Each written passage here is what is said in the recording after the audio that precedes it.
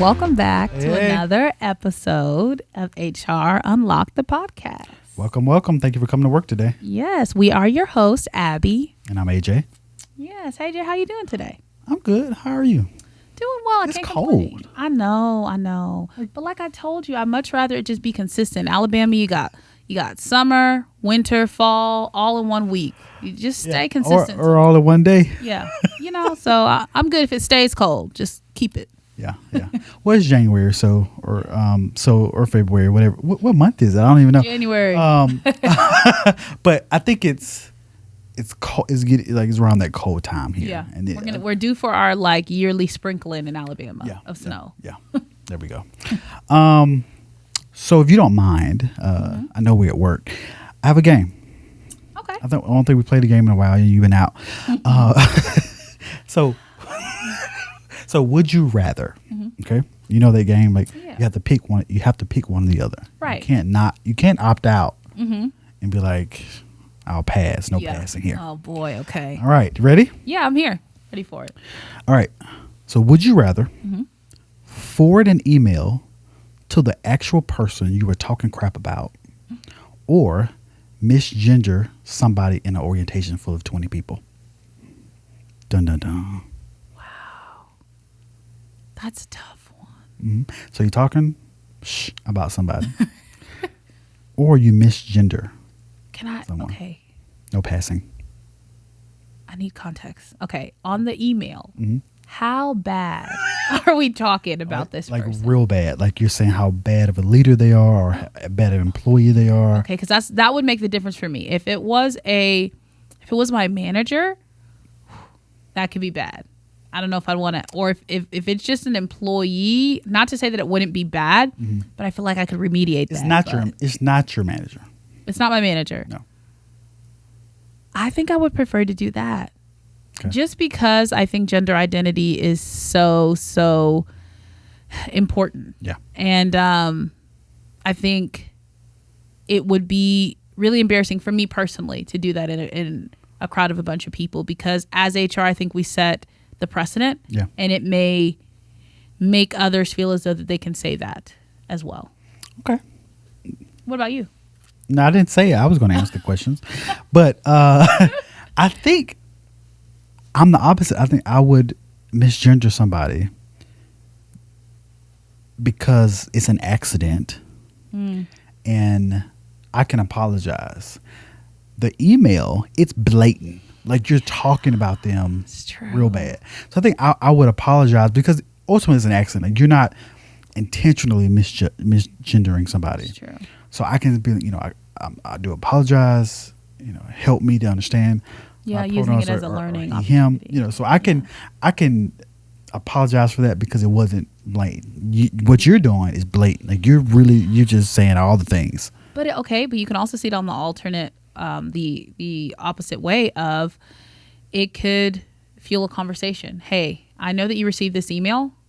How I would approach it is head on. I know you received this email. I meant every word. No. That'd be so bad if I said that. No, I'd be like, listen, I know you received this email and I just want to talk about it. I want to first take accountability, because it was unprofessional of me to be speaking to you about any employee in this manner. That's right. But I want to discuss with you some of the issues that we've seen, whether it be in your performance or whatever it may be, but addressing it head on. But at least then it's a private conversation between A and B, as opposed to, when it's, you misgender somebody, it's like, we're supposed to be the face of progress. We're supposed to be that face of understanding, I guess, how people identify, and that just the cultural movement on why it's so important. Yep. And although it's okay, because again, it's through mistakes that we learn. Yep. I don't know. I would just feel bad if I was responsible, for other employees thinking that it was okay. Yeah. You know. That's a really great answer. Thank you. Very strategic, very thought out, very, I mean, did you get this cue card before we got here? Very empathetic, very leadership-y. I mean, that is how you do it. No, that was very impressive. I thought I had you. Well, thank you. All right, don't get too cocky. All right. Next one is, Would you rather get up in front of leadership to completely bomb a training, or lose your cool in front of employees? Bomb a training. And I didn't provide context. We're HR people, obviously. Yeah. So either get up and absolutely destroy, you do horrible, piss poor work on a training, or lose your cool in front of employees, like get angry. Bomb a training. I don't know, really understand how you, like, I get, you mean just like not have any preparation, just be totally lost on what you're even speaking to. PowerPoint slides are all over the place. You don't know what you're talking about. You're just kind of in there because you had to, because your manager, who's micromanager, told you to go do this, and you're like an hour before you had to do it. Right. So you're ill prepared. Yeah. That's tough. Okay, so for me, I think remaining calm is so paramount to what we do. Yep. Because if you're not a person that can take a deep breath and either, regroup, walk outside of the room for a few minutes and come back, I think it sends alarms like this person isn't a safe space. I don't feel comfortable going to them. And for me, that would be super harming for an employee to see me in a position where I'm unable to regulate my emotions. Yeah. And it's directed towards an employee would be even worse, because then I feel like you'd set this reputation of, you got a loose cannon, be careful, like don't go talk to her. Yeah. So to me, it would be really difficult. And I have been frustrated. Don't get me wrong. Absolutely. I've been frustrated, but I also make it a point that when I do feel like I'm at that level, I step out. Whether it's I'm in my car, I take 5 and I come back to whatever situation is at hand. Yep. So again, as HR, we are supposed to be that safe space. So I think I have issue with totally like losing my cool and like screaming or like getting super upset with an employee. Yeah. I don't think I would choose that one. In terms of the presentation training, I think, again, I would be honest and just let them know, like, hey, guys, I think that we need to reschedule this because I'm not prepared. And I think honesty takes you miles. Yeah. I don't want to waste your time. And I want to ensure that I'm giving you accurate information that you could use and can be helpful to you. I don't want to just be jumbling about with no direction. Yeah. Because there's nothing worse than that. We've all been in conversations with people where it's just talk, exactly. and there's no direction. Yeah. So, just listen to this up top. Yeah. So I think I would choose bombing the training. I agree. And even if I didn't bomb it, or I did, and my slides are everywhere, I could potentially save it by focusing on one topic. Whatever that slide's on, I'm like, okay, we're going to talk about retaliation. Right. My slides are everywhere. Being honest. Good point. Being honest. Slides everywhere. This is what I really want you to get out of this training. Right. Don't retaliate. Blah, blah, blah. I agree. I would have definitely bombed training. Yeah. Last one. Then we'll get to our topic. Would you rather call someone by the wrong name, or keep your camera on during all virtual meetings? Call someone by the wrong name. I've done that. I mean, here's the thing. I interact with a lot of people, again, that aren't necessarily at my site. Yeah. And I've definitely, but again, it goes back to recognizing, correcting, being like, hey, I apologize. I was just talking to them, or, or not saying anything at all. Like, I apologize. I mean, and saying their correct name. I think what's important is that you correct yourself immediately, because I've also worked with managers, people who continually called me by the wrong name. Wow. And that's just no. Yeah. That to me is also borderline disrespectful when it's a continual thing. Can you tell us what they called you? It wasn't Abigail. What was it, Abigail? We have to get into this. I just want to know what it wasn't a name, so it was Ashley. There was another girl, Ashley, who worked there, and I guess it was the A's that confused them. Oh, was it the A's only? Okay. Well, All right. So okay. So for me, I would definitely call somebody by their own name. No one wants their camera on doing all the virtual calls, everything. Yeah. well, there's times where you got to multitask. There are Right. times, I will say, I have a lot of calls that have to be on for my position. Mm-hmm. There are employees in my office sometimes. The plant manager's in there telling me like, hey, we need this done now. What's going on? So I got to put it on mute and be able to multitask. Yeah. Doesn't mean I'm not listening to what's going on, but like I can't just have my camera on. Or like you send in the email, so you don't want to be like this, looking at the camera like, okay. Right. You know, like that's Yeah. weird. No, So, absolutely. yeah, I agree. I agree. Okay, thanks for playing. Yeah, I like that game. We should play it more. It was fun. Maybe. All right. So, Next topic? well, yes, but I was trying to think of like a clever way to segue. But don't worry about it. Would you rather do remote? Could you do remote, full-time remote? Like fully remote, you're not going to office ever. You can be sit in your little chair that I go put in the lid at the beginning of everything.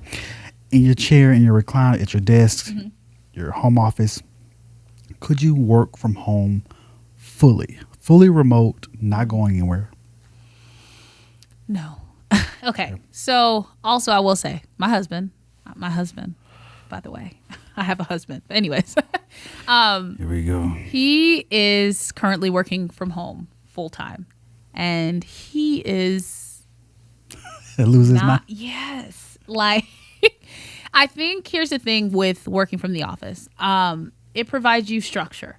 You get up, you shave, you put your shirt on, you know that you're going to take 20 minutes to drive to your office space, and then you'll interact, have a cup of coffee. Your lunchtime is at a certain hour. So it gives you that structure that I think is necessary for some people. Not to say that you can't create your own structure. For me, it would just be hard, as well for my husband. Gotcha. So he is actually currently fully remote until January 28th, and they're Okay. going back to hybrid. Okay. Which I think is a really great model. It's It to brings me, me it to gives my you the next one. best of both worlds. They have 3 days in office, 2 days where they're allowed to work remotely. I think for people who need guidance, it's also a slippery slope, because if you are a person that needs that guidance, that support, that like face-to-face, hands-on training and engagement, if you go fully remote, you kind of fall, between the cracks a little bit. And I think that's with some managers they experience, especially during COVID, is employees who are not able to create that structure for themselves will fall between the cracks. Yeah. And how do you bridge the gap? How do you ensure that you're not babying your employees and saying, oh yeah, like everybody come back to office because you can't handle yourself? That's not the case, right? Yeah. Like, but it needs to be a balance. And then you also as an individual need to understand, where do you fall? Yeah. Can you fully work remotely? For me, I know I can. Not because I'm not saying I can't establish that structure. I just think I'd go crazy. Yeah. So, I was going to just about to get to hybrid and fully in the office, but we've seen some companies like Amazon and I think Walmart done it. So they're the ones that were fully remote. Now you have to come in the office, and either it's on a hybrid schedule or fully in the office. I don't know if I would like fully remote, but I could do it. I like people in action sometimes. Especially as HR, I feel like we need it, right? Yeah. I love how you said sometimes. Yeah. Not don't come in my office talking all the time. Then sometimes you can't get work done because we got some yak mouth and so in there talking too much. But we love you. Thank you for coming. Thank you Absolutely. for coming to chat. But I can't handle it all the time Right. because it requires a lot of talking, a lot of people in action, and as introverts, also, but in the HR space, that's another episode. Yes. We need some time away. So there's been moments where I've been in orientations of, let's say, 20, and I had to leave for the day. It's a I lot. was Yeah. drained. My battery was low. Yes. So I think I could, but I don't think I would like it. Hybrid, I love hybrid. Same. Love hybrid. It's a balance. Best of both worlds. You're in the office. Hey, how you doing? Kikiing, code You switching. get to bridge the gap. Whatever People we got to see do. and understand who you are. Yeah. Put a face to a name, face to a voice, email, whatever.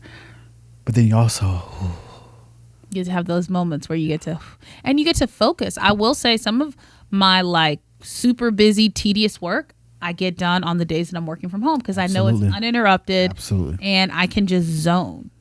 So I agree with you there. Yeah, yeah. Fully in the office, like in the office, 100%. We see companies going to that more so now. We require you to come be in the office 100%. I think that's deterring some employees or some candidates who want another role, but when they see that, it's like they get this feeling in their stomach, like, you want me in the office every day? Right. How do you feel about that? Like, obviously you would prefer hybrid over in the office every day, right? Mm-hmm. But how do you feel about the trend of people are going back in the office 100% now? Well, what I will say too, right now in the economy, it's kind of uncertain. People are a little bit gun shy. They're not really understanding where things are going to go. Right. Post-COVID, we were booming. Jobs were everywhere. It was so amazing. I feel like, people had opportunities extended to them left and right. And right now we see that going away a little bit because of the instability in the economy. So I personally believe that this push to return to work is also there to kind of hide a reduction in force that they're trying to do. A lot of organizations do need to reduce the amount of people that they have hired because it's no longer necessary. And so this push to come back to the office, they know that a lot of people will ultimately end up leaving or trying to find a fully remote job. Great point. So it's not anything that's going to be overt, that any company is going to say, all right, we're not doing that well and we're not selling as much as we thought we were going to sell, so we need to do this. They're not going to say that because it really makes them look weaker and like they're failing. So an easy way to cover that up is just to say, hey, return to the office. And as you mentioned, there are benefits to coming to the office. Yeah. I 100% believe it. But at the same token, you just kind of have to call a spade a spade. You know what I mean? Like, let's just be honest with it and say what it is. Because again, it's uncertain right now. We're this year should be interesting is all I could say. Absolutely. It's definitely going to be interesting. And to your point, that's a good point. I think Amazon, I think I've heard this and maybe I read an article, how that was kind of their plan of, okay, are the people really going to come into the office? Mm-hmm. Can they? Because some has moved, where their home site is, and there's no way they can do that. So now they got to find work. So that, they'll ultimately resign if they don't want to relocate. So that's a good point of, it's a clever way of reducing the workforce. Mm-hmm. And what if they say, okay, everybody can do hybrid or fully remote again, So yeah, I agree. I would prefer hybrid. Yeah, I think. Yeah. But I could do fully remote if the right role came, if it was necessary, whatever the circumstances are. Right. And I could also do fully in the office 100%. Mm-hmm. Would I prefer that? No. Probably not. Yeah. But I would do my job to the best of my ability. I'm fully committed. Absolutely. I mean, I'm trying to, what people say, I'm doubling down because just in case an employer watching, they know, look, I can do it. Yes. Okay, we can do it. Well, it's a preference, not a necessity. That's right. Like for the right role and the circumstance has to be there for sure. Yeah. I mean, I think most people for the right position, they would go to a job where they had to come in 5 days a week. Yep. I think, like I said, it's just a preference on being hybrid for sure. Absolutely. Abby, thank you. Yeah, absolutely. Do you have anything else? No. I hope that, you guys are following us. Yes. On all of our platforms. Yes. I think we said that in the beginning, did we? I mean, I don't think so, but do it. Yeah. You're our employees, okay? Mm-hmm. And we set policies in place. And policy number 1, follow us on all social medias. We got to get more active. Subscribe to our YouTube channel. Like the video you're watching as we speak. Yes. That's a policy. And if you break policies, demerits. we feel like should they get a final warning or automatic term? What do you think?